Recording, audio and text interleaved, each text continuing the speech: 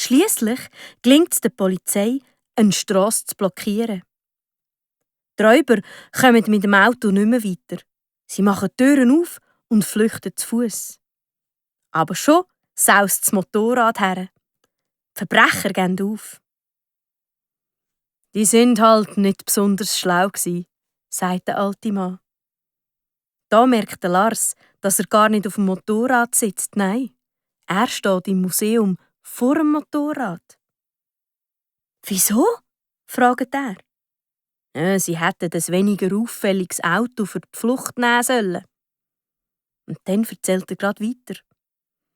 Aber nicht alle Einsätze sind immer so aufregend gsi. Manchmal wissen wir lange im Voraus, was es alles zu tun gibt. Zum Beispiel bei Velorennen. Ich habe gerade mehrere Mal geholfen, den Verkehr zu regeln. Der alte Mann erzählt, wie er vor den Velofahrern vorfahren musste. Einmal war er bei einer Etappe im Einsatz. Die ist über einen Pass gegangen. Der Lars schaut das Motorrad an. Er kann sich gut vorstellen, wie es ohne Problem all die vielen Kurven meistert und in die Höhe klettert. Die Strasse führt den Berg rauf, so weit, bis sogar über die Baumgrenzen raus. In ganz scharfen Haarnadelkurven oder an besonderen steilen Stellen warten die Zuschauer. Einige sitzen bequem in Klappstühlen, andere haben sogar Tischli mitgebracht. Sie verkürzen sich die Wartezeit mit einem kleinen Imbiss.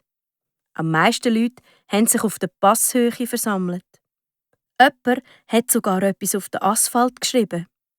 Besonders ungeduldige Zuschauer stehen auf der Strasse und schauen, ob sie schon etwas sehen. Nicht einmal die Abschrankungen beachtet sie. Manchmal muss der Polizist anhalten und die Leute an den Strassenrand zurückschicken. Aber auf der Passhöhe ist dann das Rennen noch lange nicht zu Ende. Die Strecke führt den Berg runter in eine Stadt hinein. Auf der anderen Seite des Pass warten nicht mehr so viele Leute.